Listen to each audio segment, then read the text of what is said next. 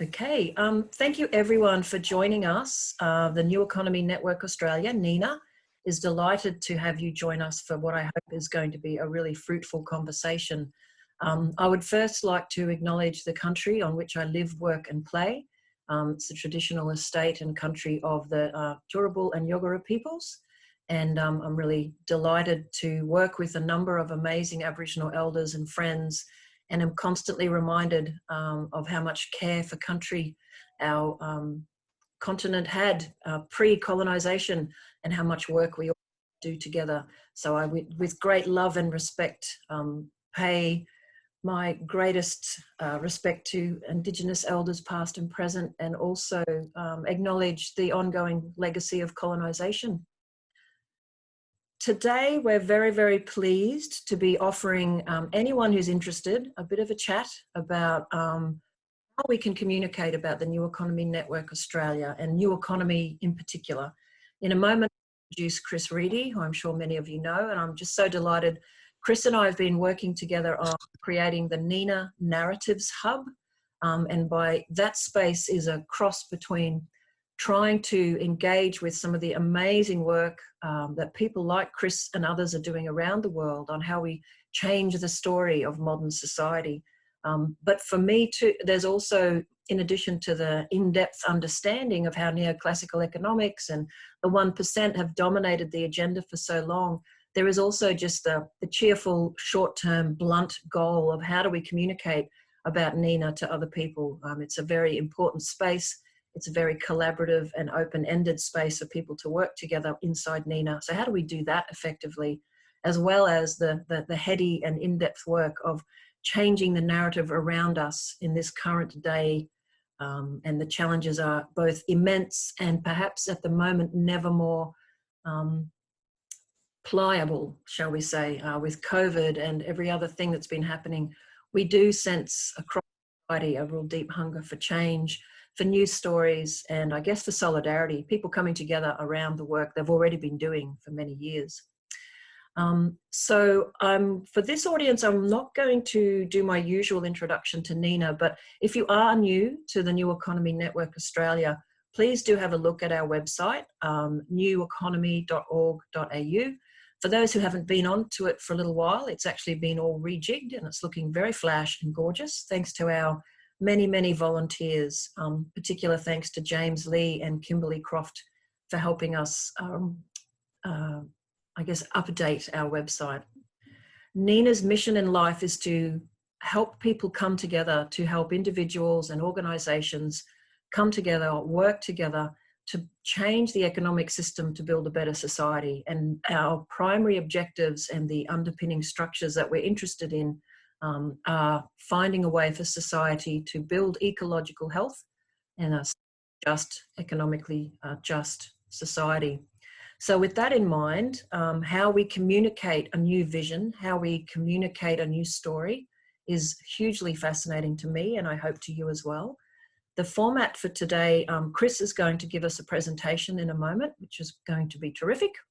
And then we're going to open up, he's chortling at me, but I've seen the slides, it's wonderful. And then we'll open up some questions to talk about, which Chris may address it first, and then Chris is going to particularly help facilitate some discussions. So without further faffing about from me, Professor Chris Riedy is really an expert in a range of communications, narratives, stories, and a whole range of amazing projects that he does around the world with the Sustainable Development Goals and Wellbeing Economy Alliance, just to name a few. So handing over cheerfully to you, Chris. I am here as your co-pilot if you need me, but I'm going to join everybody else now and sit back and have a listen to your talk. Thank you so much.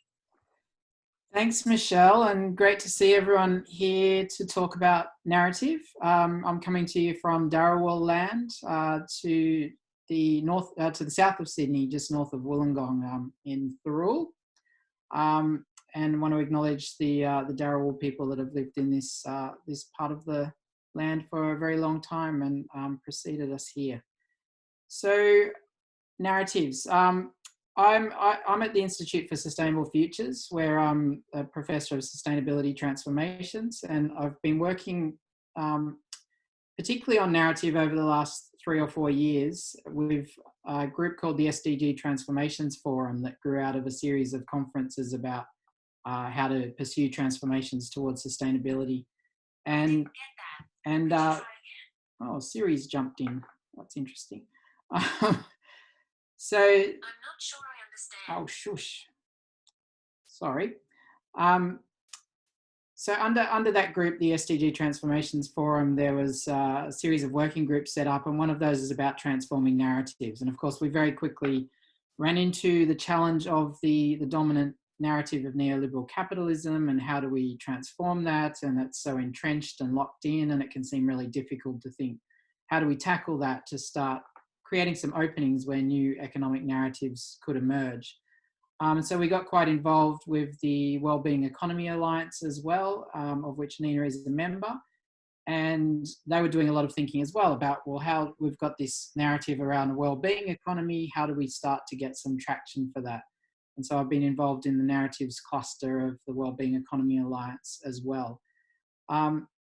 So that's where this thinking has come from. I've been engaging with quite a few international initiatives that are trying to change economic narratives. And what I want to do today is really, this is a very, very live conversation about what could a new narrative look like. There's many candidates for it that are taking slightly different approaches. Can we find some common ground across those that people could start to get together behind, so it could have the power to tackle the dominant narrative? What sort of approaches can you take to doing that? So these are some thoughts from looking at some of the international projects I've been involved with, but really just to start a conversation about what might an Australian new economic narrative look like, and what are the openings that we could find to start building that narrative and undermining the problematic narratives that are dominant at the moment. So I'm going to share my screen, and oh, it says host disabled attendee screen sharing. No, I made you a co-host, so sorry, I shouldn't say no. That is a position. No, let me try again, Chris. I did make you a co-host when you came in, but maybe I jumped the gun and was too quick. Try again. I'm definitely co-host now, so that's... Oh, I think I've accidentally made somebody else a co-host. That might be what happened. All right, now we're underway. All good? Fabulous. I think so. All righty, so communicating about the new economy. So yeah, what I'll go through, hopefully quite briefly, is talk.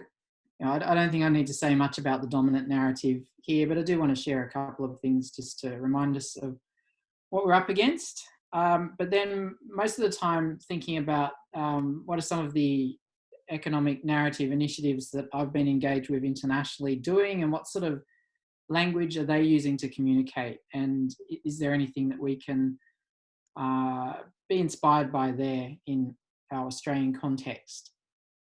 I do want to talk a little bit about some storytelling principles. There's a lot you could say about that. It could be a whole workshop to itself, but just one particular approach that I've been finding quite useful.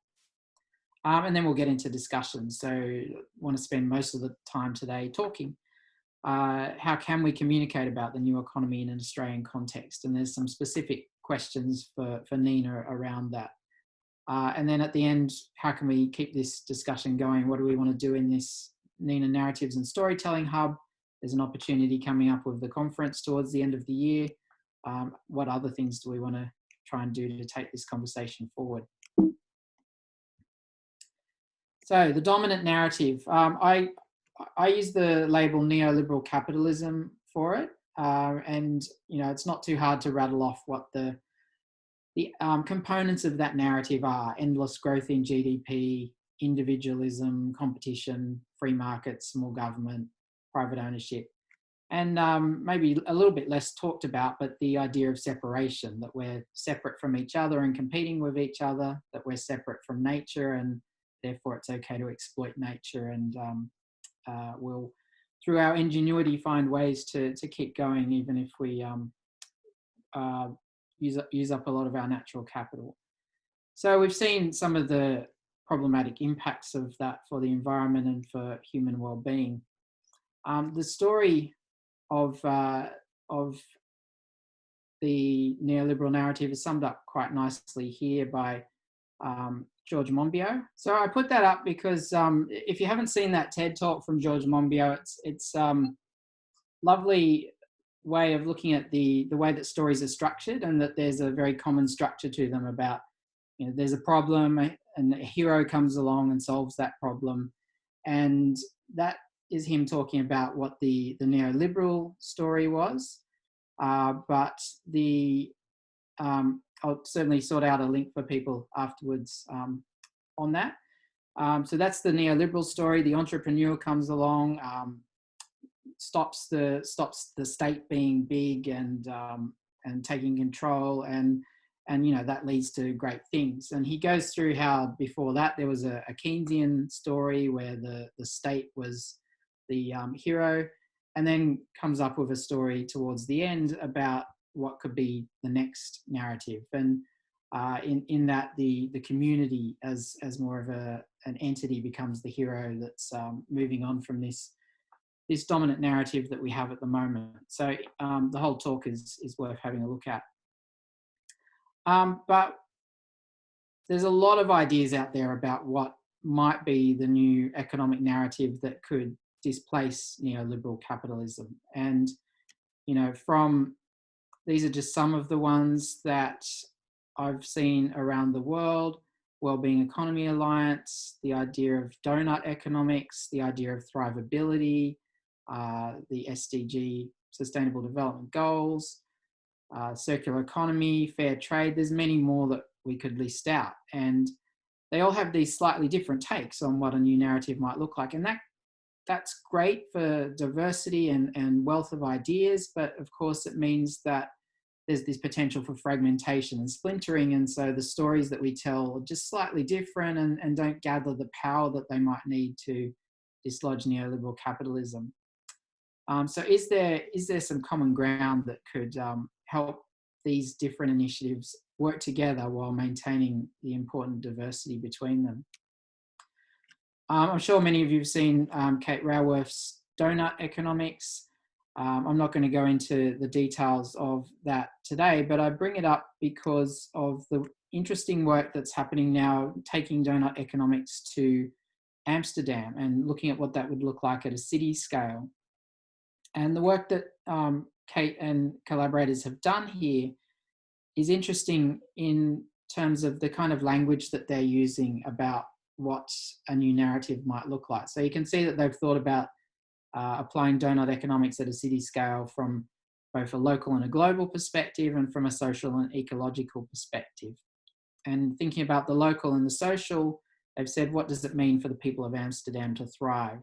So that word thrive comes up a lot in these initiatives, that we're not just about, I work at the Institute for Sustainable Futures and we talk about sustainability, but sustainability is a bit boring, you know, it's just surviving, and we want more than that. We want thrivability, we want regeneration. So words like that are starting to emerge as a way of communicating new economic narratives.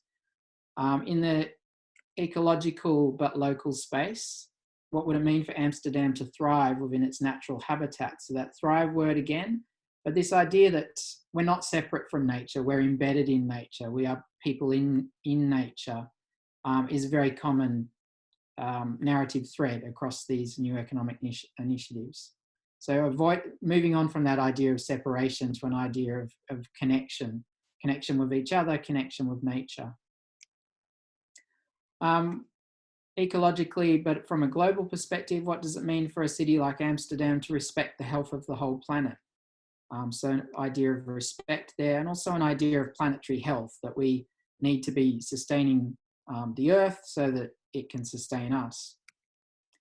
And then finally, in a global and social space, what does it mean for Amsterdam to respect the well-being of people worldwide? And that idea of human well-being, and that the economy should be in service of human well-being, and we're not in service of the economy and its abstract goal of GDP growth. That idea of well-being for all is really central across most of these new economic narratives. The Wellbeing Economy Alliance had a bit of a go at coming up with its narrative ideas last year through the narratives cluster of the Wellbeing Economy Alliance, and it was a pretty quick and dirty process. I was involved in it, and it really happened through some Google documents and moving pretty quickly so that we all could get something together. It's not perfect, but again, the key ideas here are interesting to look at. So dignity in the sense of everyone having enough to live in comfort, safety and happiness. Again, the idea of nature, that we need to restore the natural world and for all life, not just for humans, which is important. The idea of connection, which I've already talked about. The idea of fairness, so justice, social justice, reducing the gap between the richest and the poorest. That's pretty common in new economic narratives as well. And the idea of participation, that citizens should be actively engaged in their communities and locally rooted economies. More recently, WeAll has teamed up with the We Mean Business Coalition to start using the language of Build Back Better in response to the pandemic. And this language has been used in the OECD. It's currently being used by Joe Biden's campaign as well. But in the UK, the WeAll has been using these 10 principles of what it would mean to build back better. And you can start to see some of the narrative ideas, what you might call memes, starting to repeat. So things like the goals of a wellbeing economy and building back better would be to be socially just and ecologically safe, green infrastructure, protecting environmental standards, fairness in terms of fair distribution, universal basic services, so starting to get at ideas of justice there, participation in the sense of better democracy, wellbeing economics organisations, cooperation, so we're not in a competitive world anymore, but a cooperative world, and public control of money. And then through the SCG Transformations Forum that I've been involved with, there's a new project called Bounce Beyond. The idea there being of we don't want to bounce back to where we were before the pandemic, because in terms of economic narratives, that wasn't a great place to be. So we want to bounce beyond that to the next economy. And so this is, at this stage, this is a proposal for a project. It's not funded, but it's a set of ideas about how we could start to bring people together across these different economic narratives to talk about common ground, to experiment together with trying to build new economies, to learn from each other and to start being more powerful together. So the idea of here, I mean, there's a lot to take in that image, and I'm very happy to share all of this afterwards. But you can see some of the goals up towards the top right there. So next economies, and they're using this terminology of next economies because some aspects of what we're looking for are not new. So new economy is maybe not the right terminology for everyone. There's some old ideas that we want to bring into the next economy. I don't know if that's going to take off. I haven't seen it really beyond this project, but interesting idea. But the goals of supporting and enhancing all life and all of humanity, flourishing futures. You can see diversity in there as well. And over on the left, the idea of it being cosmo-local. So this is networks that are international, but are networks of very local projects. So these economies will be very locally rooted and place-based. And then the Bounce Beyond has come up with its idea of what the shared values would be for these next economies. And they're things like stewardship of the whole, so valuing places and cultures, optimizing collective value and enabling local initiatives, respectful collaborative governance, polycentricity and a balance between cosmopolitanism and localism, learning from nature, being regenerative, being reciprocal, recognizing our relationships with each other and with nature, that everything is connected and that we're not always in competition. equitability and accessibility. And then some of the work I've been doing has been looking across these different narratives and trying to say, well, is there some common ground? And not in the sense that we want everything to be the same and we want to get locked in behind the same narrative. I don't think that's ever going to happen. I think there needs to be diversity of narratives, and that's an important source of creativity, and contestation is also a source of creativity. But the more that we can find commonality that we can agree on, perhaps the more powerful a narrative message can be built around those particular aspects while still having a lot of diversity. So the kind of things that seem to be really common across these narratives are the way they see the world in terms of nested systems and relationships rather than competition and separation, that the relationships are cooperative rather than competitive, and that they should be a regenerative relationship with nature. So we're trying to restore some of the damage that's been done and help nature and help humans realize their potential. And for me, that's what regeneration means. The goals of the economy, no longer endless economic growth in GDP, but things like well-being and justice and plurality. And then there's a lot of difference about how to get there. But if you look at what strategies most of these initiatives do agree on, certainly participation in terms of participatory governance, democratic approaches, participation in knowledge generation, and in trying to bring different values forth about what it means to be human. So not emphasizing the competitive side of our nature, but the cooperative side of our nature, for example. So that's what I've been seeing in the way that these international narrative initiatives are communicating about what might happen after neoliberal capitalism. A little bit before we get into the discussion just about storytelling and narrative change.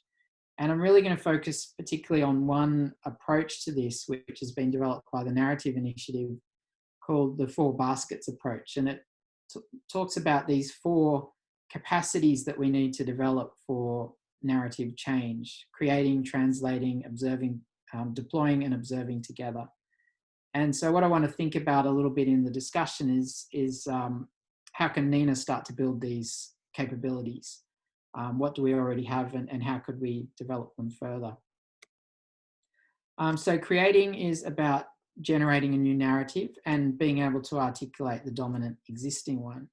So that's a little bit why I started to talk at the start about what is the dominant narrative, because we do need to be articulating that, finding ways to critique it, finding ways to create openings to move towards new narratives.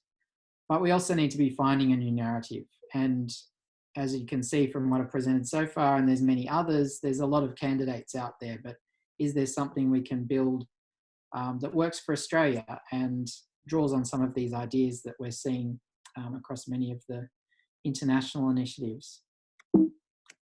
And of course, there's lots of advice about how to build a narrative, how to tell a good story. This is a story canvas. There's a few different story canvases around. This particular one's from an Australian group called Digital Storytellers, who have a really good course actually on how to do online digital storytelling, which is worth checking out. But this is their guide to crafting a narrative that you can then go out and communicate. And you can see the kind of things it asks you to think about. So why are you telling a story? What are you trying to achieve? Who are you trying to reach? Then what sort of messages and what are you asking people to do? How do you build a call to action into that narrative? This story canvas is particularly geared towards making short videos. And so I'd ask you to think about people and places, who's going to be featured in that video, what sort of style and tone to use. But a lot of this thinking could apply to other narrative work as well. How are you going to get the story out there? And then in the middle, what's the story actually going to be? And there's all sorts of advice out there about how to structure stories. So we could use some of these kind of tools in NENA and start to think about what story we want to tell to try and shift towards the new economy.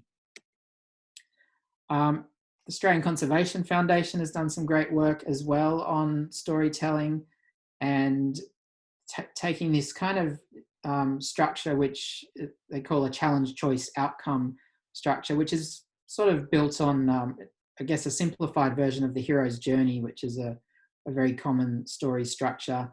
But the idea that there's a character who's faced with a challenge of some sort, they then have to make a choice which has some sort of moral dimension to it. There's a choice that they make and some sort of outcome that comes from that. And you can use this kind of story structure to show, it's often quite a good way to show the call to action, what it is that you're wanting somebody to do. So you can have a character that makes the choice to shift towards a new economy way of being, and that then provides an example for others. There's, of course, more complicated versions of what the hero's journey looks like.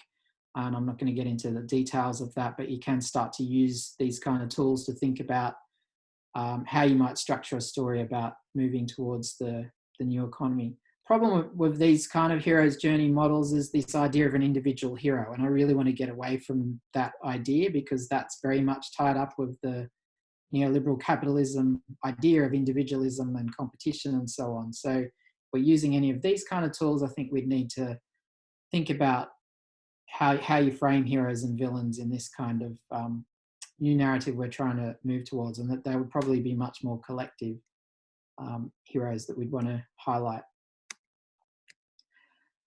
A group called Stronger Stories, working with Better Nature, has thought about, given the challenge of the pandemic and how that's shifted a lot of narratives around the world, what sort of story should environment movement be telling coming out of the pandemic? And they used a hero's journey structure as well. This is another way of thinking about the hero's journey, where you try and define everyday heroes and what's going on in the ordinary world, who's the villain. So in this particular, where they got to was that we need to rebuild trust in our institutions, and that what we've seen, and I think this varies from place to place around the world. Certainly there's been a loss of trust in institutions in the US, for example, where this work came from. Might be a little bit different here in Australia, where I think the general sense is that governments have done fairly well through the pandemic, and that's actually rebuilt some trust in government and in expertise. So something to think about there. But the story they were proposing is that we position governments and businesses and NGOs who protected and improved lives during the pandemic as the everyday heroes, but that what the pandemic has revealed is broken systems in urgent need of fixing or replacing, and that the villain is actually the lack of trust in our institutions to do the right thing. So what we need to do is sign up to build better, to build back better, not to bounce back. The environment movement can help to provide trust, and that scientists and experts and key workers and innovators who've been really pivotal during the pandemic should be the people that we're listening to on issues like climate change and the new economy. So our challenge is to save lives and protect the vulnerable, inspire new thinking by making new connections, and mobilize new action by providing real alternatives. Trying to get to a world where life is better than before because we have healthier values, systems, and relationships. So this was their proposal for how to tell a story coming out of the pandemic that might help to build new narratives around climate change and the economy.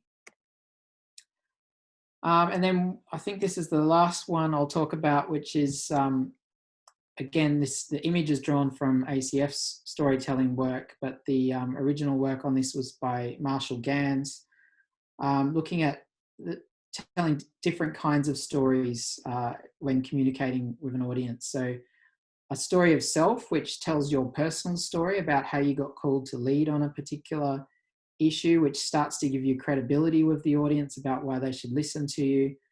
a story of now, which is what's going on right now, what's the issue that we're facing, what needs some action, and then a story of us, which creates this sense that we're in this together, that we have shared values and shared experiences, and so we need to act together. And so telling these three types of story together can be quite a motivating way to get action on something like the new economy. The other parts of the four baskets are that we need to translate, because a new narrative, if you build something using some of those tools, has to be something that's understood in many places and many audiences. So how is it going to work in those different spaces? And that's something I'd like to think about for how does some of these ideas for communicating new narratives work in the Australian context? Are there existing narrative ideas in Australia that we could connect to build our own Australian narrative of a new economy? And you know, these are some of the common ideas that I drew out before. Can we think about how some of these ideas might look in an Australian context? So I was thinking about this before the presentation, and thinking, well, you know, the Australian idea of a fair go that's kind of deeply embedded in our culture ties in quite closely to something like justice. And so are there those kind of concepts that are part of Australian culture that we can find to connect some of these bigger narrative ideas to? Once you've worked out what your story is and how it's going to be translated in different contexts, then you've got to do something with it and evaluate it, because you know, we don't know what works in storytelling and narrative. We've got ideas, but you've got to try things, learn what works, and improve. And so you need to get groups together that can share their experiences, try things in different contexts, different parts of Australia, and see what works, learn from each other. Which is the observing together part of this. So trying to get the narrative that we want to support out there, trying to get lots of people to take it up, but watching what happens and responding and adapting narratives if needed. So that's all I wanted to do in terms of presentation, because I do want to spend more of the time today in discussion. I jotted down, and Michelle had some input to this, some questions to think about in the discussion. And I've raised some of them as we went through. So does the kind of language that I've pointed out that's being used in international initiatives work in Australia? And are there ways we can do that work of translation to better connect to Australian values and narratives? What does a decolonial approach to narrative look like in Australia? How can we build solidarity with First Nations people and care for country? I think it's so important in the narratives that we look at developing. What stories can we tell that express new economic goals and ways of seeing the world? And some of the ideas in there can be complex, so how can we use stories to help communicate that complexity and to reach a mainstream audience? It's not all about just building a new narrative. We do also need to think about how we might be able to use stories to undermine neoliberal capitalism and start to weaken its hold. And how can we create a concrete action plan to develop NENA's stories and communication strategies? What kind of spaces could we create, perhaps through this hub, to share what we learn and become more powerful together? So those are some things for us to think about as we move into discussion. Thank you so much, Chris. That was wonderful. And we will be able to share Chris's slides and this recording on the NENA website, both on the webinar page and probably in the NENA Narratives Hub page. I normally get lots of questions from folks about, can we see the slides? Yes, you absolutely can. Chris, in terms of how we have a lovely conversation now, what would you like to do? We can use any format that you've been thinking about using, or open it up. Yeah, well, because there's quite a few of us here, and to give people a chance for a little bit of a conversation, I've put those questions onto some Google Slides. And what I thought would be useful, so there's 5 of those questions and 5 different Google Slides. And what I could do is put the link to that in the chat, and people could go in and on those slides they've got little little things that you can use as sticky notes basically in an online space. And so I would suggest we put people into, say, 5 groups to have a bit of a discussion. You could choose which of those questions you wanted to grapple with, or have a go at all of them, and have a conversation in a smaller group, because it's going to be quite hard to get everyone having their say in the larger group.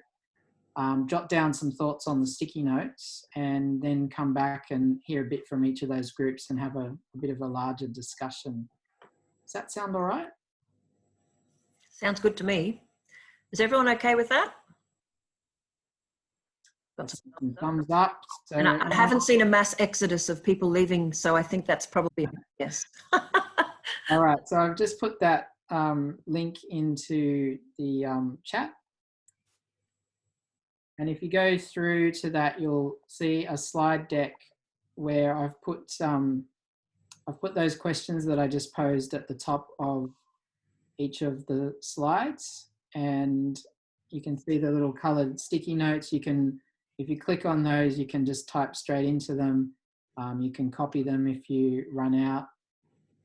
And I've got that, just that slide that I had of the summary of the narrative ideas is there after the first question, because I thought it might be useful for people to put some sticky notes on there where they could see connections to Australian values, for example. So I've just put one on there as an example saying... Chris, may I interrupt? Would you like to share screen and show people what you're doing on that Google space, just for those who are new to it? Yep. You should be able to, yeah. Yeah, so this is it looks like most people are flooding in, so that's good. Okay. But what it looks like is, so each of the slides looks like this. There's just the question up the top, and these are your little sticky notes. So if you just start typing after you click on it, then your words will go in. You can resize them if you need to. You can move them around. You can group them, do whatever you want with them. And as I was saying, this is just that slide with the summary of the ideas I was seeing in the international narrative initiatives. And one thing you might do if you're thinking about this first question is start to think, well, what are Australian versions of these ideas, or ways that we could connect to Australian values? So I've just written that one, justice, maybe that equals a fair go in an Australian context. So I don't think we need to sort of force people to work on a particular question. I think we could just put people into the 5 groups, and in your group you could choose which ones you want to talk about. And if you can, when you're in there, you can see how many people are on different slides. So if you see one's not getting, from these little coloured icons, if one's not getting much attention, you might want to go and have a look at that one. Chris, how long would you like folks to be in their group? Because I assume we put them in the groups with my little magic button, and then we bring them back out again, whether they like it or not. So how long would we put them in the group? Maybe that's a question for the group. How long would you like to spend in the small groups, and how long would you like to spend back in the larger group? I'd say maybe 15 minutes or so in the smaller group, so we've got time to hear from each group and have a bit of a larger discussion. But any other okay? Yeah, I've got some thumbs up. Yep. Very good. And I have to confess, I've never used these online breakout rooms, so I'm excited to try. Do I just press the button and it automatically does it, Chris? You'll have to choose. Yeah, when you choose the breakout rooms option, it'll come up with a menu where you can... Ooh, 5 rooms, is that what you wanted? Yeah, and then you'll be able to set the time. All right, brace yourselves, everyone. You're about to be hurtled through the ether to join someone. Okay, we'll see you in 15 minutes. We'll bring you back if all goes well. Thank you so much. And your ideas are really important, really helpful for NENA itself, but also for this broader conversation. Thanks, everyone. I just go open all rooms, yeah? Yep. Cool. As long as it's 5, yeah.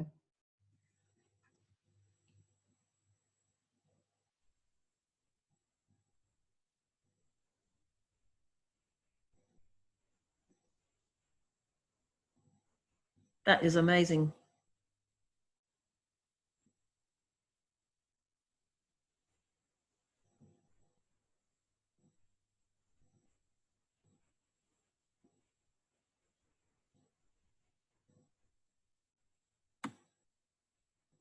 Oh, I'm going to try. How fabulous.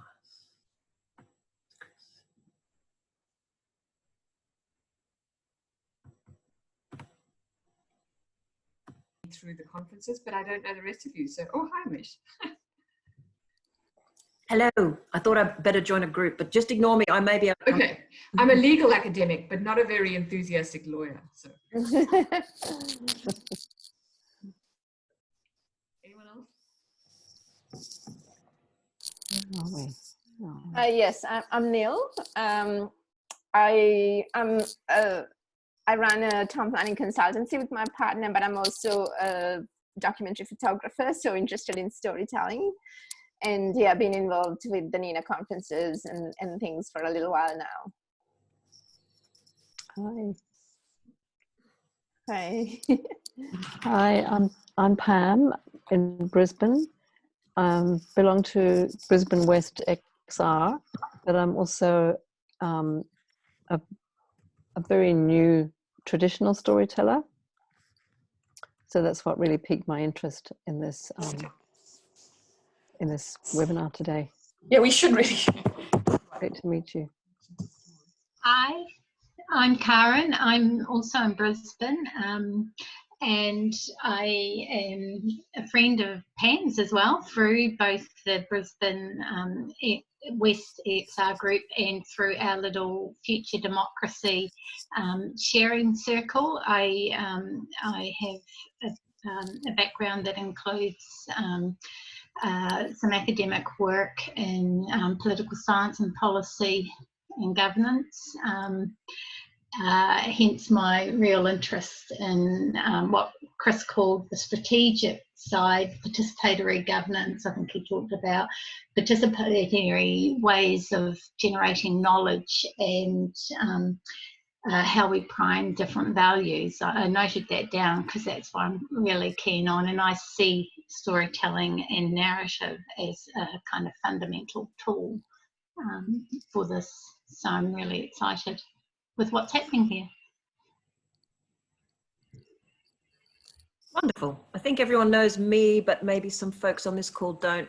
Michelle Maloney started life as some kind of environmental lawyer and now co-founder of NENA and Australian Earth Laws Alliance, and working with great passion on First Nations projects with colleagues there as well.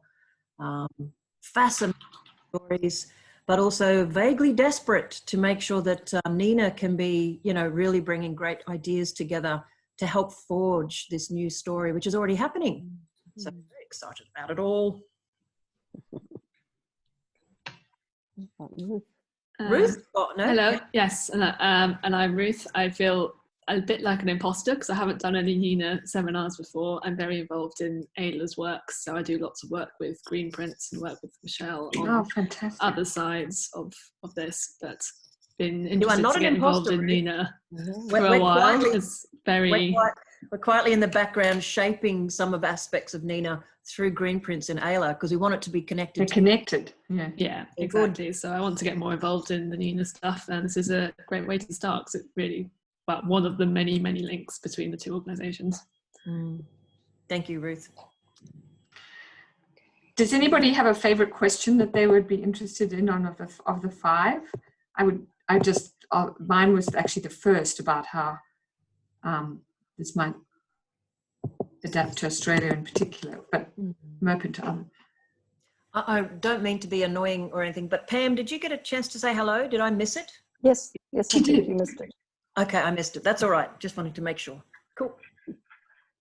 And that would be, yeah, Pam, if you've started traditional storytelling, then maybe one of the natural questions in our group could be, I've lost the screen now, but yeah, have to be I think it was the third one about decolonisation. If you go back into your chat and go back into the link, it's very forgiving. You seem to be able to come in and out of it. I do, anyway. I've got them all open on a second screen, so Yeah, me too. I just lost the Yeah. second screen. the luxury of a second screen. Yeah, so the first one was about, how does it translate to Australia? The third one was decolonization. No, the second one was decolonization. Oh, yeah. The third one is about expressing stories, what stories can be told that express new economic goals and ways of seeing the world.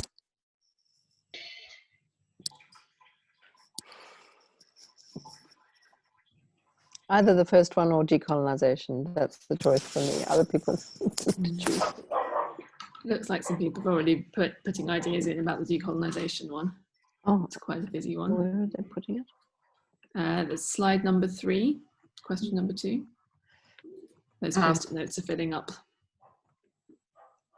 I mean, they, as a starting point, I think they're connected in the, it's interesting that I didn't see anything explicitly in what Chris presented that was about First Nations. You would think any work going on in places like Canada and New Zealand must be addressing that, but I mean, that would be part of translating to existing Australian issues, if not the starting point. So in that sense, I think those first two are deeply connected. Sorry, I just have to quickly get my angry neighbor, loud dog, hold on.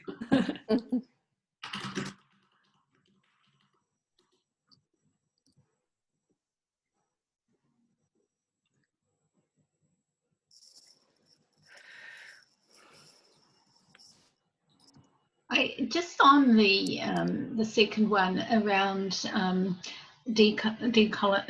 decolonial approach and the building solidarity with First Nations people and care for country, I'd like to expand that to actually embrace the idea of Indigenous ways of thinking. Because there can be a tendency to focus it on the contribution of First Nations people on caring for country, when in fact caring for country is part of a much deeper way of thinking that actually I think we could embrace. This is I'm at a beginning of a learning journey here, so I don't want to come across in any way authoritative, but I'm starting to realise and to learn that the ways of thinking that enabled Aboriginal people here in Australia to sustain such a relationship and build a society that they did, those ways of thinking are something that we could really start to embrace here in a today sense, I agree, Karen. I think it's about listening. Listening needs to be in that question too. How do we listen to each other and to Aboriginal people?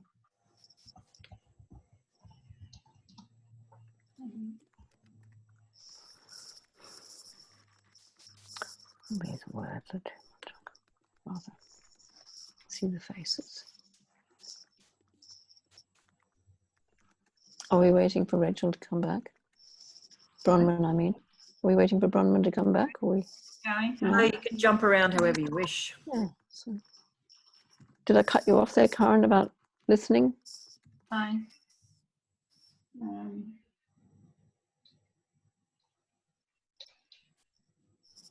Is it also integrating ancient wisdom with new technology so we can kind of integrate all the transitions that is happening now that enables us to live in a more regenerative way, but incorporate ancient wisdom so we kind of have a new narrative that brings everyone together?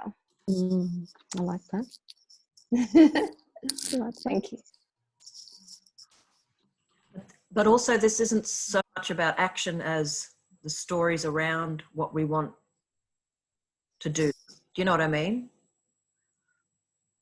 So we're not doing a strategic plan here. We're thinking about how we change stories, which core issues we focus on. So absolutely, yes, ancient wisdom and new technology, but you know, the framing of that in a story mode is very different. It's not as explicit often. That's more communications. If we're really focusing on narratives, it's that the deeper values that we're trying to convey.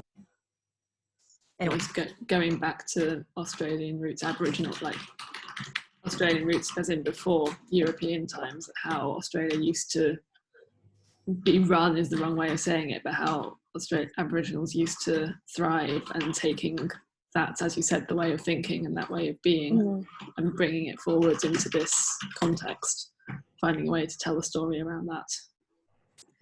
Sure.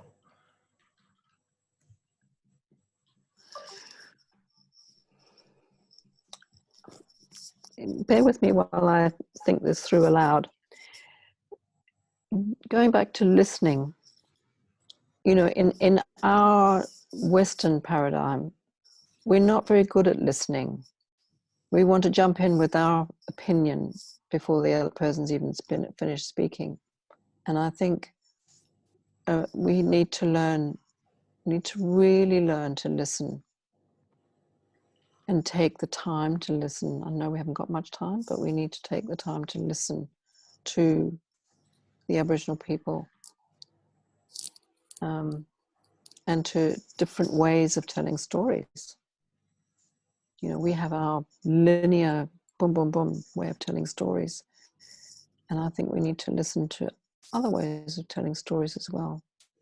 Yeah, that's actually been written on the comments. I haven't got it in front of me. Something about cross-cultural ways of telling stories, because the hero's journey, very Western, very Western.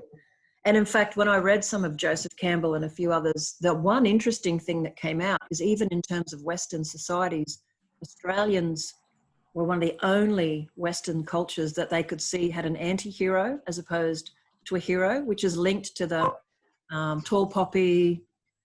Anyway, I totally agree with you, Pam. I think we have to be open to different ways of sharing stories and listening to each other. Yeah. I just popped up us two rather than I, because I just love the way Tyson Yunkaporta talks about us two.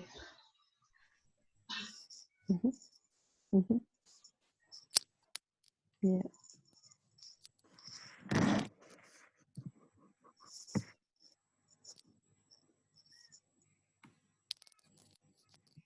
Yeah, I'm really trying to think about that. I mean, and like, what does that mean? I definitely agree. I feel a real uneasiness with the hero, the idea of telling a story through a structure of heroes. So if we were listening to it for a different way, I mean, that is so incredibly relentlessly told and retold from you know, from a movie to a company to a nation. So that's the first step, is sort of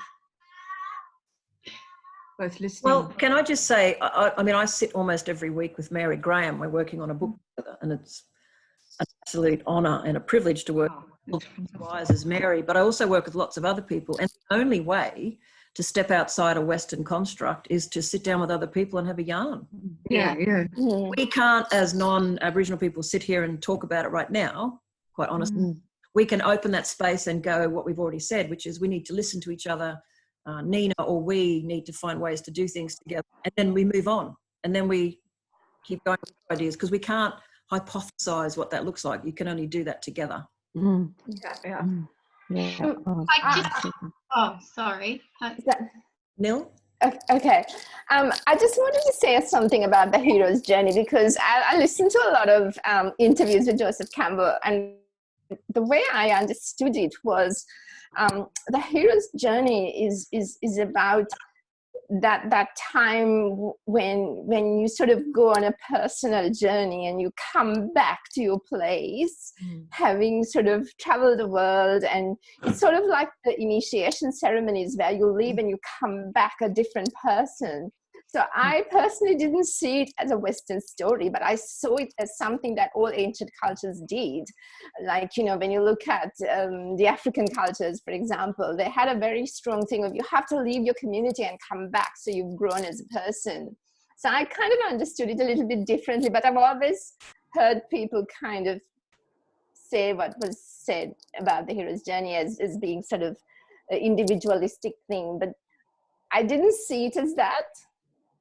That's interesting. Yeah, and Nia, I totally recognise what you're saying from, you know, even the fairy stories, tales of our childhood.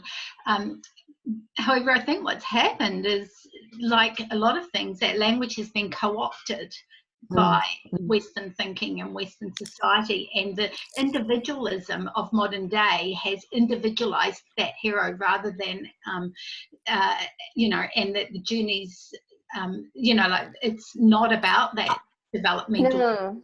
Yeah. Yeah. So I'm wondering whether one of the ways that Indigenous knowledge here in Australia can help us translate that hero's journey is bringing alive that concept of authority that Mary Graham talks about and other people have talked about, where it's very fluid, that authority sits with knowledge, but it's not kind of, so in any particular I might be misrepresenting this, but the understanding I'm getting that in any particular situation or task, that the authority of someone is respected through the knowledge they bring to that, and in another situation a different person takes on that knowledge, so it's not attached to the identity of an individual. So, and to me, that's something that we could probably start to work with here, that we could learn to try and bring into our narrative a sense that, you know, it isn't the hero that is often, you know, used, not in the sense you're meaning, which I totally respect, but in the sense that our modern Western world has co-opted that word.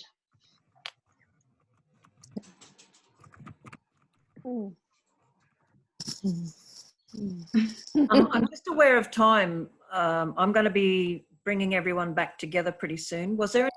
Have you guys all been typing into the comments? Because there's some great comments in there. What a great little system! I'll be using that in the future. Yeah, it is a nice system. It's really, yeah. I love it.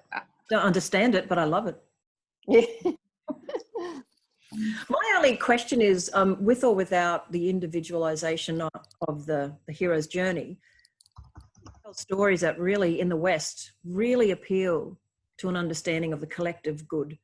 I think that's a good question.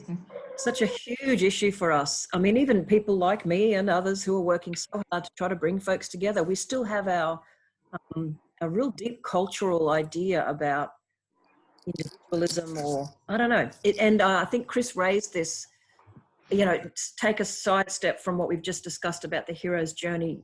But if we even use that pathway for a community, 10 of us going on that journey together, where you go off and learn together and come back. I mean, how do you even tell that kind of collective story? I've no idea. I mean, that's why I'm putting it out there. I think it's a fun thinking game. Yeah. Richard Dennis, you know, who spoke at our first conference, in one of his recent books, he was saying he reckons at the sort of collective level in Australia at this point, we've actually lost touch with any collective story other than jobs and growth. Yes. Which are not even themselves fleshed out in any useful way. And so he has actually been pushing that. I agree. What does it mean to tell a collective story? Yep. A lot of our collective stories are very uncomfortable. You know, they're so, I mean, white Australia. I mean, yeah, but there are also some beautiful ones. You look at Mary Graham sitting down every week or two with a cup of tea in new words, because there just aren't the right words to show the future we want together. I mean, there's some cool stuff going on this continent. It's I know there is. It's beautiful, and it just But yeah, I think it's one of the ultimate challenges, and maybe a few of us, actually, Neil, maybe through the arts space, we could play with the Arts Hub, And I just want to make one last comment. I know we haven't got much time, but when I was listening to what Pam was saying, I thought sometimes when I hear a particular kind of welcome to country, it depends. Some people, when they do welcome to country, just talk in a very sort of indirect way about, they say something about the place. And I feel like if I'm listening to that in a certain way, I experience the whole welcome to country quite differently. I'm just wondering if we can even do a small thing like open every webinar we have with some sort of listening experience that's quite different from what we typically do to introduce ourselves. Oh, I love that idea. Food for thought. I just cringe Yeah. when I listen to some acknowledgements of country. Yeah, yes, exactly. Some of them are just, and yet some, and it's the sort of soft, indirect, random tale telling that sometimes people will just stand up and do, and I love it. Yeah, some of them are so perfunctory, you feel, you know, just item on the agenda, tick that off. Whereas with a story or some little detail even, Yes, it's just something helps so very. much to We ground can all you. do that too, though. I mean, Yeah, Yeah, we all do that's that. what I'm saying. We can all change our story to do that. Yeah. Hey, I'm sorry, but I have to bring us back into the group. Yeah, sure. Rooms Thank you, everyone. Thanks, lovelies. Appreciate it. And keep typing your comments. Keep typing. Bronwyn, there's a great article, Megan Davis, Professor Megan Davis, around that, worth looking.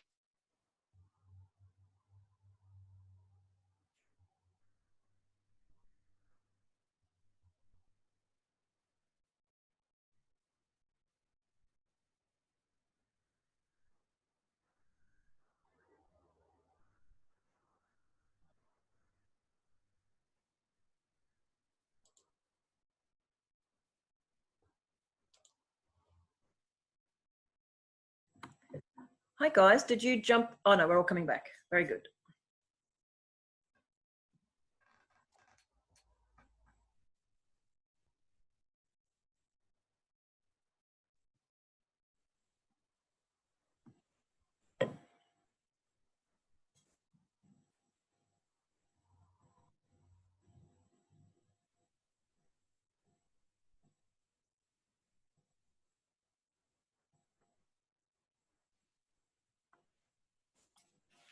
Okay, I think we're mostly back. Hello, Chris. Hi, Michelle. Hello, everyone. Thank you for still being on the call. We had a lovely conversation in our group, and I've been looking at the comments coming in on the yellow stickies. Did you want to have a little bit of a peek at the stickies and give a bit of a summary of what you see, Chris, or what would you? I can do that, but I'll be very keen for people to jump in and talk about what they've put on the slides. But sometimes stickies can be a little bit difficult to interpret. So maybe so that we're seeing the same thing at the same time, I might share screen.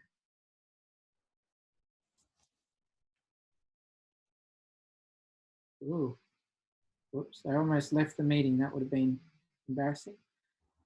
All right, so the first one, the question about does the kind of language being used internationally work in Australia, and are there ways we can translate it to connect to Australia? So we had Australia Remade was mentioned. Yeah, I mean, there are a lot of Australian narrative initiatives that have emerged recently. And in fact, Australia Remade has just set up a little conversation next week between some of those different narrative initiatives to try and, to share what they're doing and maybe reduce overlap between different groups that are trying to work out what an Australian narrative might look like. Solidarity was an idea that came up, that was in our conversation. And then this one that I've written, this one of how Australian do we want to be? Do we want a global narrative that everyone can get behind? Is there a danger in making something too Australian? So we talked a little bit in our group around the idea of sort of nested systems, and that it's, you know, if you step up to a high enough level, you start to see these concepts that keep reappearing across different narratives, but they're going to be expressed in different ways locally. And so if you step down a bit more, there'll be an Australian version of that. And if you step down even more, there'll be a Melbourne version of that. And so place-based initiatives will have their own narratives. But yeah, interesting to think how Australian we want to be. This one, agree that countering fear seems really central in Australia. I feel we run on fear or too easily. I only agree with that. And so in our conversation, we were talking about making the narratives fun and positive, and Liz Loxley was talking about having a romantic comedy that would be set in the new economy, fairy tales of the new economy. Getting away from fear narratives would be important. Don't throw out the baby with the bath. Oh, I wrote this one as well. So the idea that we don't necessarily want to get rid of everything about existing narratives, and that there are concepts we can build on. It's not starting completely from scratch, but working with some of the good things that are already there. Any narrative needs to acknowledge fear and help people find ways to feel supported, e.g. through connection to nature and one another. And there are a few that appeared while I was talking. So place-based stories are critical for local action and community building, and stories of Aboriginal nations being, in our context, really important to be part of this. Did anyone have any comments about this question or things that came up in your group conversations that you'd like to share about this one?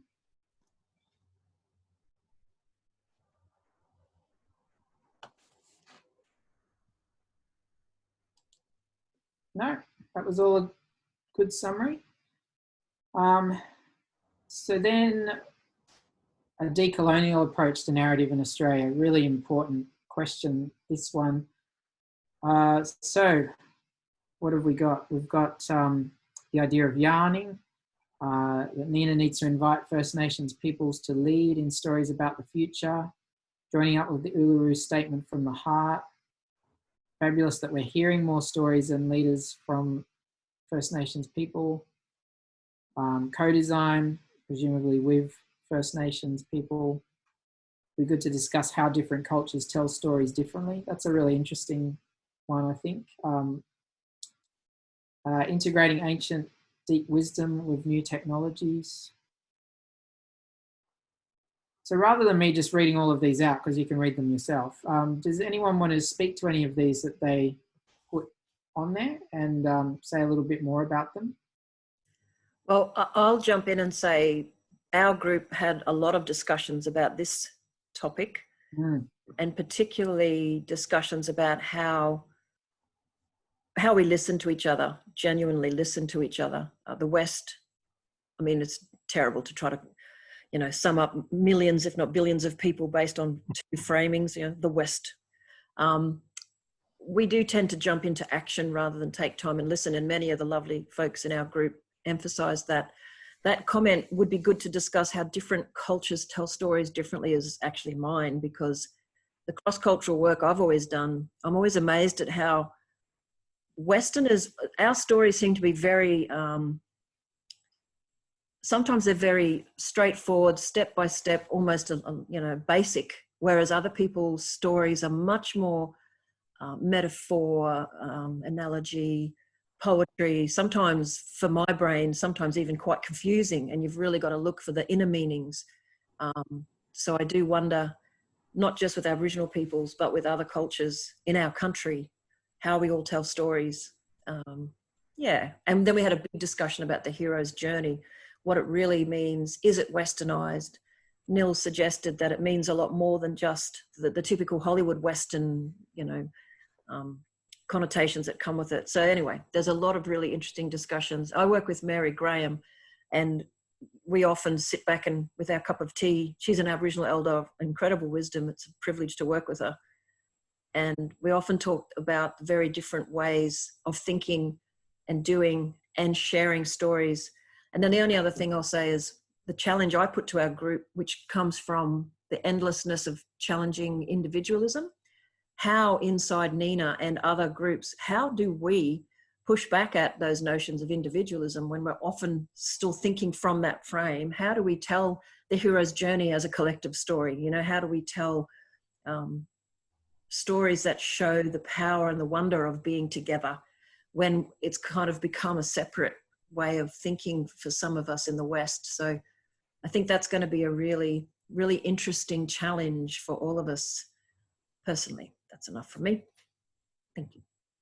That was just making me think about Liz's idea of the romantic comedy, and if it needs to be about falling in love with a big group that you're part of, the romance of that rather than the one-on-one romance. But whereas I like someone actually had the idea of a horror story. I think we could do that as a collective.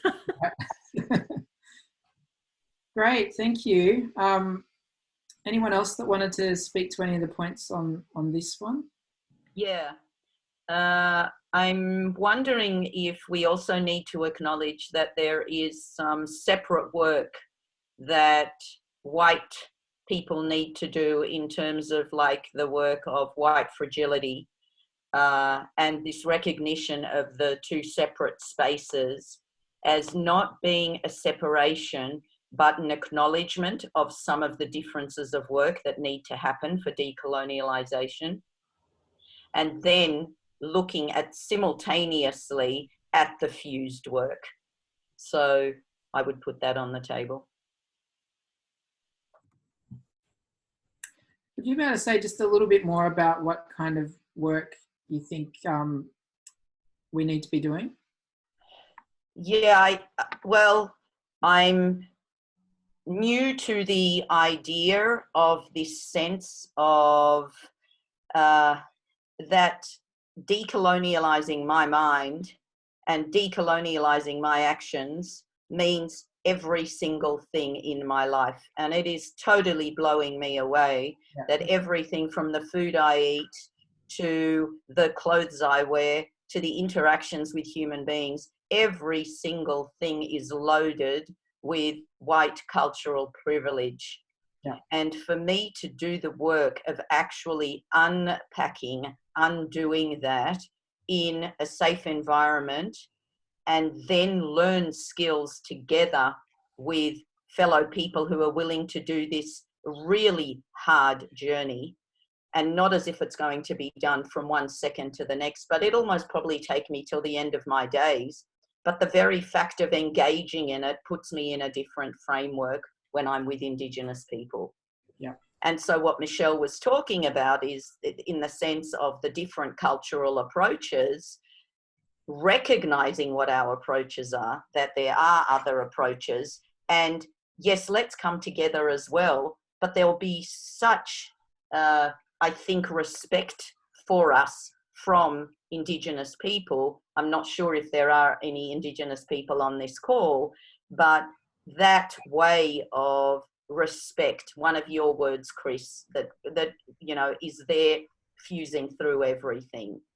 So yes, I would say if that casts a little light on the difference that would be happening. Can I just say that's wonderful? And you know, the whole area of what some people call whiteness critical studies and even understanding your own culture. Some of the work we're doing inside Future Dreaming with Mary Graham and Ross Williams and myself is saying your way, my way, our way. So that's what they often say, the privileged group, whoever that is in society, often unaware of their own culture, and you have to get to know that. So it's fascinating, fascinating. Wonderful. That was really beautifully expressed. Thank you.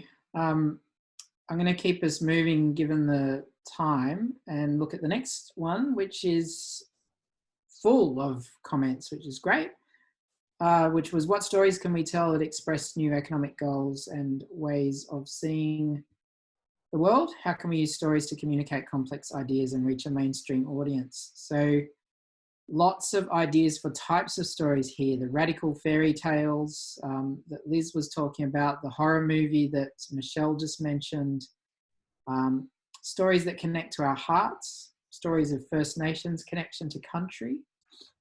Australia Remade the Musical, love it. Reimagining settler stories, that's a really interesting one too. what are the stories in fiction that are painting positive futures? Teen fiction is nearly all dystopian. I worked with some international collaborators on a short story book project last year called Our Entangled Future, which was about trying to address that actually, and saying all these dystopian stories about climate change, can we tell a more positive story about the future where we actually respond effectively to climate change? And the problem with those stories is always a lack of drama, and so how can we tell a story that can work and still be an entertaining story in a more positive space? And so we put out a book of 9 short stories called Our Entangled Future, which try to do that in various ways. But there's a lot more work needed because it's really dominated by dystopian stories right now. What does it mean to be a good ancestor? Bigger and longer stories. So does anyone want to speak to any of these ideas and say a little bit more about them? There's some really interesting ones there. Well, I guess I put a fair few of those on there, and really trying to move us into thinking of stories as opposed to like just the ideas behind them, because otherwise that can be a bit dry and a bit lacking in emotion. So that's why I was trying to think about the kinds of mainstream stories in media and film and things like that, and think about different versions of those. And that if we just do TED Talks and, you know, serious lectures, that limits the appeal and the reach to mainstream audiences. Yeah, I mean, even the one I put up from George Monbiot, although he put his stories into a story structure, it was quite technical, really. It was about how can we fit the current narrative into a story structure, and it wasn't sort of telling a story that would engage your heart. And so I think that's the step that we still need to take. Yeah. There's a particular methodological approach that's narrative-based that comes to extracting archetypes out of a system. So, for example, if we captured lots and lots and lots of stories, positive stories of everyday heroes in Australia, and got them to index their own story about particular factors we're interested in as a NENA group, we can then actually extract and bring people, a participatory process to extract archetypes and develop a narrative or narratives from that. It was actually used in a somewhat negative sense in the drought in Brisbane by Brisbane City Council, where they developed their marketing campaign around water use using this sort of approach. But it's based in capturing stories and working with what's captured. But I think the focus that I'm hearing here is that we want to do something that's positive. The dystopian stuff from my own work, you know, a dozen years ago around narratives and climate change, it just doesn't work. People just get into fear and shut down. So, you know, building a positive narrative around positive futures is critical. Can I just jump in as the NENA Coordinating Hub lead? Angela, maybe you and I could have a chat one day. I'd like to know more. I've got interns starting to work with us in NENA to develop, we're calling them case studies, but they really are stories about different people and their organisations, so that we can start to collect, you know, inspiring stories of how people have created new entities or new initiatives and what the barriers were and how they did it. And it was always something I wanted to do for years. We just haven't had to the time, and now we're there. But what you're saying is taking that little bit further, and it's really quite exciting. So little note in the chat, if anyone else is interested in finding out more about the case studies, just shoot me a note, or maybe at the end of this meeting, Chris, we might make sure that the case studies are part of the next NENA Narratives discussion, because they will in fact be beautiful raw material for sharing positive stories. And that's the thing, there are positive stories of people who've, you know, survived the ordeals of creation and are doing good deeds. So Mm. very cool. Angela, I would love to know more. Okay. Great comment in the chat too from Simon about the power of music in this space, and the talking about the musical Hamilton, which I also watched on the weekend, and you know, really showed the power of music to tell a different kind of story. So interesting to explore that in the Australian context, I think, as well. The next question was how can we use stories to undermine neoliberal capitalism? And there's not quite as much here, but you know, pointing out the economic disparities and the environmental realities and the loneliness of capitalism, the injustice of the system. I've seen some work internationally pointing out, you know, in some ways how ludicrous the neoliberal capitalism is, how crazy it is, that some of the assumptions that are made in there and what that actually delivers for people. So pointing out that it's sort of the idea of satire, which someone said earlier, can't remember if it was this big group or the smaller group, that the power of satire in Australia is a strong one. And so satirical approach, yeah, fast, someone's just written, that's great. So French Revolution, stories of the guillotine is mentioned there. We talked a little bit in our group about the idea of transcending and including. So there are some good things that have gathered people together around the neoliberal capitalism narrative, and what can we draw out from that we want to hold on to. It's not necessarily throw everything out. So that's important to think about as well. Anyone wanted to speak to any of these ones before we move on?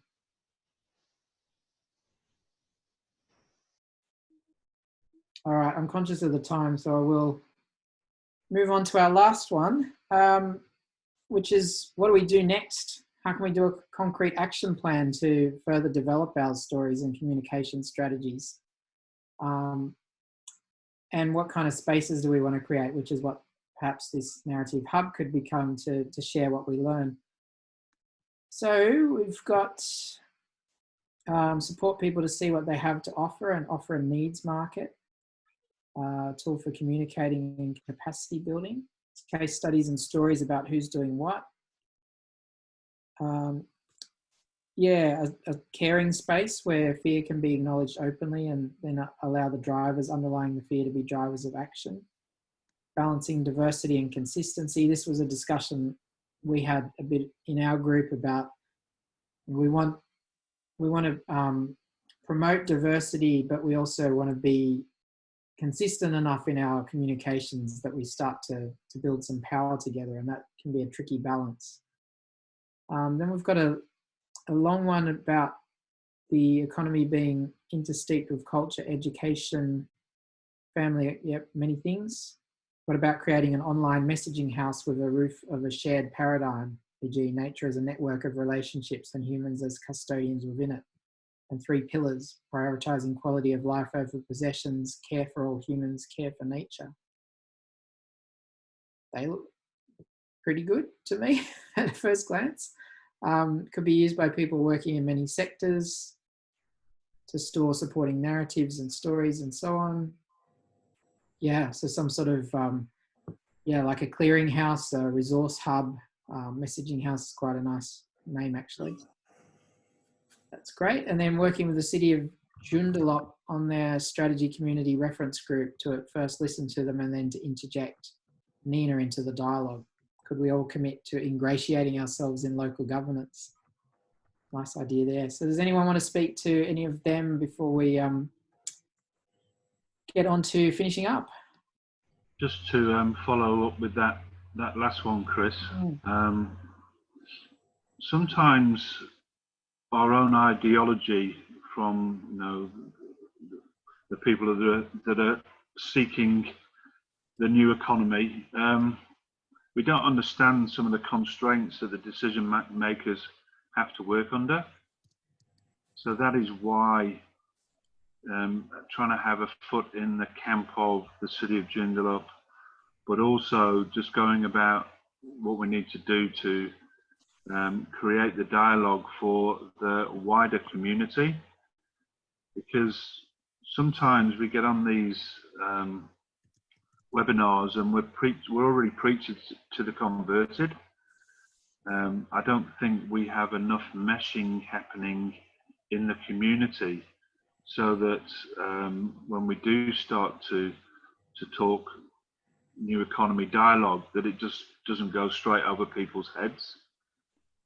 So when I say get ingratiated with the council, I don't necessarily mean become councillors, but I do mean get involved in some of their volunteering programs, or starting to understand the difference between councillors and council administration. Even that, that small thing would make a big difference for people to understand why, things aren't happening and who actually is in control of your local council. And bearing in mind that nearly every one of our councils now, and there are 500 plus in Australia, have an economic development department and a community development department, and never the twain shall meet. So, we need to be that enabler in the middle to bring them together, so that we really do focus on the well-being of community in total, not those separate components of it. Lovely, thank you. So I'm conscious that we're at 11:30 and we have made it through all the questions. I just wanted to say a big thank you to everyone for all of those wonderful ideas that you've expressed on the Google Slides here. I'll endeavour to get that written up into a form that can be shared, and then would love to continue the discussion on these questions through this hub. Given that we're at time, I won't get into too much discussion about how to take that forward right now, but I'll through email and through NENA's update newsletters and so on, we'll look at how to run a next conversation, and it might be that we have smaller conversations about some of these questions and get a bit more into the detail. The other opportunity is I have put in a proposal to the NENA conference to have a narratives discussion at the conference that's coming up later in the year. So really, and it'll be very much about these kind of questions. So I'd really welcome anyone who wants to participate in that session when the conference comes along to build on what we've discussed here. So Michelle, over to you to finish this off. Yeah, look, thank you so much, everyone. This has been a really wonderful presentation from Chris. Really, really value, Chris, your succinct summary of how some of the other organisations around the world are looking at this new narrative, this new transformative way of communicating the future, our preferred future. And I really want to thank you all. I know that we all join these meetings for very different reasons, but we're all trying to achieve, I think, similar goals, or similarly connected goals. So I really appreciate your time. And the notes that you've all jotted into the Google Doc are actually going to be the foundation of, I guess, the beginnings of how NENA starts to play its part and connect with others. We don't want to reinvent the wheel. So I guess I would just say to you all, and especially those folks from Australia Remade and other groups who are doing narratives, please connect with us wherever you can. We're really happy to be what I call the second dancer. If you're out doing good things, we're happy to stand next to you and do good things with you. We don't have to be creating new things all the time. But we really want to be part of shifting the conversations in a really big way. So Chris and I will put our heads together and try to find another date for a catch-up. And please consider yourself part of the NENA Narratives Hub if you would like to be part of the NENA Narratives Hub. We didn't seek registration for this group. We just wanted to keep it pretty relaxed. But it would actually be, I think, cool if you could email me and tell me definitely you'd like to be part of the NENA Narratives Hub. Then you won't miss out on any meeting updates, and eventually we'll be able to set dates together. And the only other thing I'd like to do is give a plug for the arts. The new NENA Arts and Culture Hub is going to have a webinar on the 27th of August. I'm about to do some of the graphics for that, promote it. 6 p.m. on the 27th, some wonderful people who are wanting to lead discussions of how our innate human capacity for creativity can lead processes in building the new economy, but also a wonderfully provocative question of, art as an economic proposition. So it should be a great discussion and the beginning of that hub. And I think this hub and the Arts Hub will always have wonderful conversations. So it would be cool to keep them connected. But again, thank you for your time. Thank you, Chris. Really grateful to you and look forward to further rich discussions. Thanks, everyone. Enjoy the rest. Thank you, everyone. Thanks, everybody. See you soon. Bye. Thanks, Michelle.